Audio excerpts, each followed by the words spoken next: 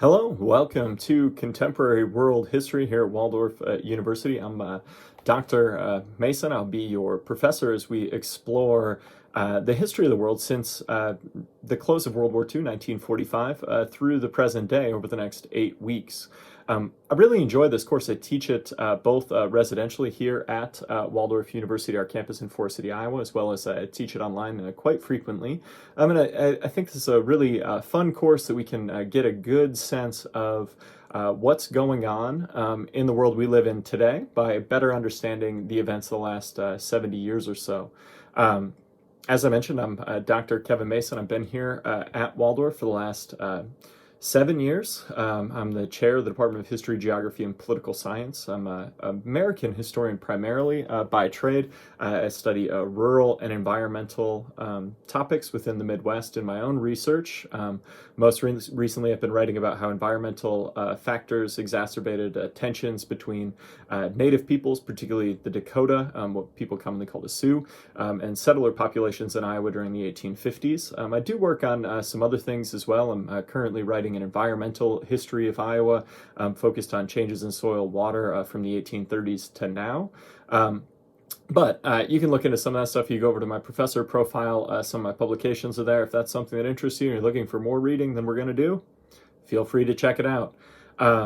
As we get into this, I think this course can be really useful. I know many of you are taking this to meet a graduation requirement. Some of you are residential students. Some of you are in our online modality, and as you kind of seek to check this box, I've really worked in this course to hopefully provide you with some things that'll be useful no matter what field you're in, no matter what your future plans are, and hopefully we'll keep our focus on that a little bit as we move through the course. How are we going to do this? One of the things we're going to do is we're going to work on big picture thinking skills. So every week after this week, and then through week 7 of the course, we're going to have a new skill. So our skills are going to be next week, we're going to start with evaluating evidence. We're going to talk about determining what types of evidence are most accurate and applicable. We'll break that into 4 parts: so political, economic, social, and cultural evidence. And we'll talk about different types of sources as well, which we're going to hopefully improve some of our research skills, which obviously informational literacy, very important in our current day and age where there's so much information out there and we all have to sift through it, and determining what sources are most accurate and applicable will be really important. Our second skill is going to be historical agency and contingency, or how different people and groups impact historical situations. Our third skill is going to be continuity and change. We're going to look at the objective things that are different or stay the same over the course of a historical situation, really the facts as they are. Our fourth skill is going to be progress and decline, and there we're going to take those historical continuities and changes and look at what groups and peoples looked at them positively and negatively. Our fifth skill will be historical significance, or the big why. Why events are relevant and important to modern scholars. And this is where we're really going to start stepping back to take a look at the big picture. And then our final skill will be empathy and moral judgment, where we'll talk about understanding how people in the past thought in relation to how we might think today. So we'll break down those skills every week in these videos. I would encourage you to take a look at these. I will offer you advice here both on those skills as well as on the discussion board, and then also on whatever the assignment is for the week. So this can be a good place to start your week, maybe even before you're reading, where you can sit down and get a sense of maybe what we got going on. This week, over on the discussion board, pretty basic. First, you need to introduce yourself. One of the things that I think about discussion boards and online courses is that they provide us an opportunity to represent our own unique perspectives while also bringing in some different evidence to prove our points.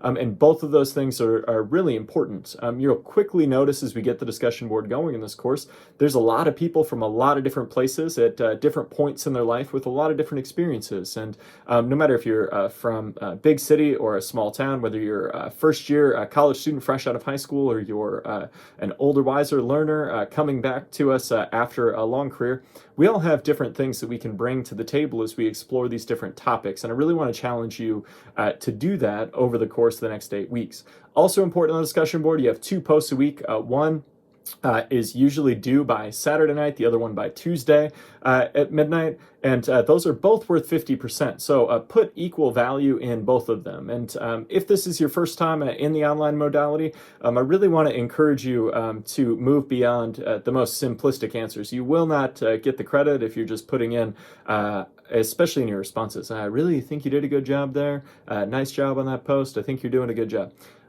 That doesn't really contribute anything to the conversation. Make sure that we're both interacting with each other in a meaningful way, but then also that we're bringing in evidence to support our points. We'll talk about that more a little bit next week. This week on the discussion board, you're going to introduce yourself, and then you're going to talk about why we study history. Make sure you're clicking over there over under Unit 1 and going through that and making sure you're in a position to put your best foot forward here in the first week of the course. You also have a reflection paper this week. If you click over on syllabus schedule, that will provide you with kind of the detailed information on all of your assignments in the course when we have written work, including how long they need to be, the number of citations, the font spacing, all those kind of things, as well as the general prompts for them. So this week you're going to be reflecting on the reading. So the first thing I really want you to do in the course is get into the reading and go through it and figure out what you understand, what you don't understand, maybe what you might struggle with as you get into that. Just make sure that you're doing that. There's also a Keynes quote that you should interact with and write about as well. This is more of a kind of informal type of writing compared to what we're going to do starting next week. But as we get into week 1, I just want to kind of see where you're at, see how you're understanding things, and we'll go from there. If you have questions, make sure to communicate. I am here to help put you in every position possible to be successful as we navigate the course. And as we get into things, I want to make sure that you know how to get a hold of me. The best way to get a hold of me is via email. My email is kevin.mason@waldorf.edu. I try to stay on top of answering throughout the day, every day, 7 days a week. I realize that many of you have a lot of other things going on in your life besides this class, and I want to be able to support you when you're working through things if possible. Usually, if it's a quick kind of thing, I will try to respond to you immediately. If it's something I got to get on the computer for, it might take me like 12 hours or something. It depends on kind of what time of day you're reaching out, those kind of things. But I'm here to help put you in every position possible to be successful as we navigate the next 8 weeks together. So make sure that you're communicating, make sure that we're working together. Some other general things, don't cheat. I take academic honesty very seriously, and this idea that you're in college to learn things and to do work and better some of your proficiencies, all these different types of things. And if you're cutting corners, if you're cheating, you're not doing yourself any justice. You're not growing. You're not putting yourself in a position to actually get the most out of your education. And I'll use the academic integrity policy to the full kind of extent of the law. So there's the disclaimer there. Other things, I really think it's important to set a schedule when you're working online. When are you going to get the work done? When can you get the readings done? When are you going to get that first discussion posted? And those kind of things I think could be really useful. In my own academic experience, I did a second master's degree online through Waldorf University. So I'm very familiar with the platform.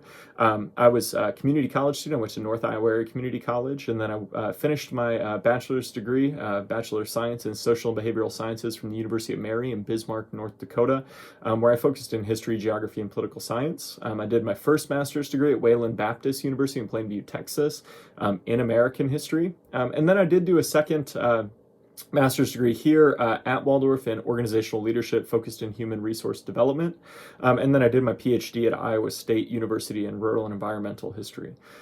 As you kind of get into this, hopefully we will have a great learning experience. We'll learn from each other. If you have questions, make sure you're reaching out. And I'm really looking forward to this class. Good luck this week.